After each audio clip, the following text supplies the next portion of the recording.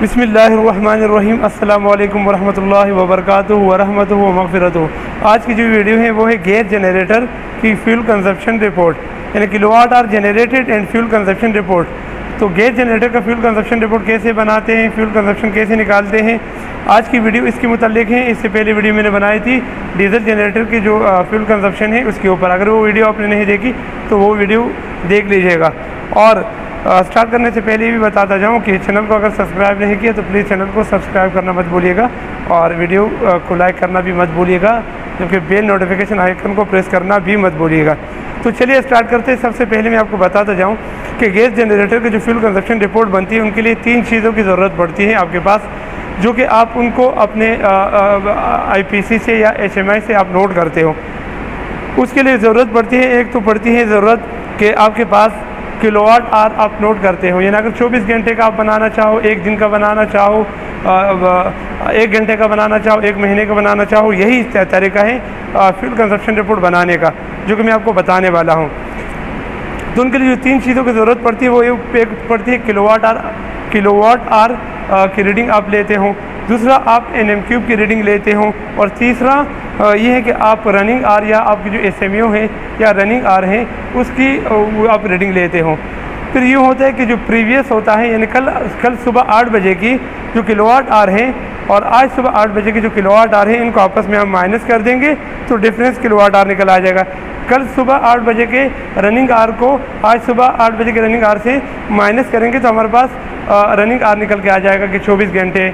फिर उसके बाद कल की जो 8 बजे की जो नॉर्मल मीटर क्यूब है उससे आज सुबह की जो 8 बजे की नॉर्मल मीटर क्यूब है उससे माइनस करेंगे तो हमारे पास नॉर्मल मीटर क्यूब निकल के आ जाएगा। अब सबसे पहले तो आपको मैं ये बताता जाऊँ कि ये रीडिंग लेते कहाँ से हैं, तो पहले मैं आपको वो दिखाता हूँ और उसके बाद फिर इस रिपोर्ट को बनाते हैं और देखते हैं कि रिपोर्ट कैसे बनती है। तो आपके पास आपको जो कंट्रोल पैनल होता है जनरेटर का वो इस तरीके से होता है। ये तो टर्बग है कंट्रोल पैनल है, जबकि आपके पास HMI वगैरह जेटबाकर की भी हो सकती है और किसी और जनरेटर की भी हो सकती है। उन चीज़ों में जो एक ही तरीके से रीडिंग ली जाती है, एक ही तरीके से ये रनिंग आ रही है। जिस तरीके से हमारे पास ये रनिंग आ रहा है, इसके ऊपर मेगावाट आवर लिखा हुआ आ रहा है, तो मेगावाट आवर को किलोवाट आवर में लाने के लिए आप मल्टीप्लाई बाय 1000 करते हो, तो ये जो मेगावाट आवर है मल्टीप्लाई बाय 1000 करोगे तो किलोवाट आवर निकल के आ जाएंगे। ये है आपके पास NM³ आप यहाँ से लेते हो। अच्छा, जेटबाकर जो जनरेटर हैं उनकी जो HMI है उनके ऊपर क्या होता है कि 2 रीडिंग आ रही होती है, एक के ऊपर NM³ लिखा होता है और एक के ऊपर मीटर क्यूब या क्यूबिक मीटर लिखा होता है। तो कई प्लांटों पे क्यूबिक मीटर से रीडिंग ली जाती है और कई प्लांटों पे NM³ से रीडिंग ली जाती है। जहाँ पे मीटर क्यूब से रीडिंग ली जाती है तो वहाँ पे करेक्शन फैक्टर को लगाया जाता है, और वो करेक्शन फैक्टर क्या है उसके बारे में भी मैं आपको अभी आगे जाके बताता हूँ। तो चलते हैं अपनी रिपोर्ट की तरफ वीडियो में। तो अब रिपोर्ट की बात करते हैं। तो हमारे पास जो प्रीवियस किलोवाट आवर था वो 520 34 हमारे पास जो प्रीवियस था 520 18 452 था। प्रेजेंट जो हमारे पास था 520 34 374। तो इसको इससे माइनस किया, हमारे पास इसका डिफरेंस आया, डिफरेंस किलोवाट आवर 15,922। इस तरीके से इन नॉर्मल मीटर क्यूब जो प्रीवियस था हमारे पास वो 46 33 287 था, और जो करंट प्रेजेंट है हमारे पास 46 38 481 है। तो जब इसको माइनस किया तो हमारे पास डिफरेंस आया, डिफरेंस नॉर्मल मीटर क्यूब में आया 5194। अब हमारे पास जो प्रीवियस रनिंग आवर की बात थी, तो प्रीवियस रनिंग आवर हमारे पास 64,071 था और प्रेजेंट 64,095, तो 24 घंटे। अब हम क्या करेंगे कि 51 ये जो नॉर्मल मीटर क्यूब है हमारे पास 5194, इसको हम डिवाइड करेंगे 15,922 के ऊपर।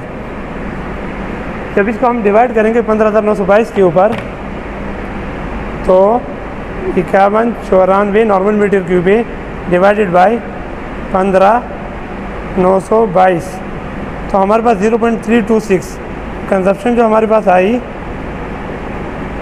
कंजप्शन हमारे पास आ गई 0.326।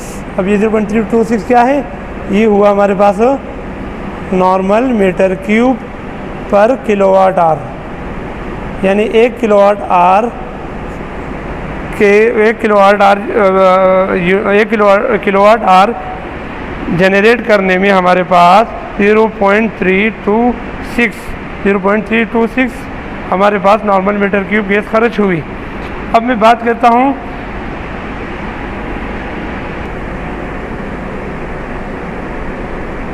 हो गया। तो हमारे पास जो टोटल किलोवाट आवर जनरेटेड हुए टोटल किलोवाट आवर, जैसे कि मैंने बताया 15,922 टोटल हमारे पास नॉर्मल मीटर क्यूब जो हमारे पास गैस कंज्यूम्ड हुई नॉर्मल मीटर क्यूब में वो हमारे पास हुई है 5194। और हमारे पास जो कंजप्शन जो हमारे पास आई है 0.326 नॉर्मल मीटर क्यूब पर किलोवाट आवर। और हमारे पास जो टोटल जनरेटर चला है, टोटल रनिंग आ रहे वो आ गए 24। अब एक और बात, अगर आप एवरेज निकालना चाहते हो तो आप इस तरह करते हैं, किलोवाट आवर को 15,922 को अगर आप डिवाइड करोगे 24 से यानी 24 घंटे से, तो हमारे पास आ गया कितना एवरेज किलोवाट आवर। अगर आ गया एवरेज किलोवाट आवर हमारे पास कितना आया, एवरेज किलोवाट पर आवर कितना आया 663 यानी 663 किलोवाट हमारे पास हर घंटे में चला जनरेटर के ऊपर।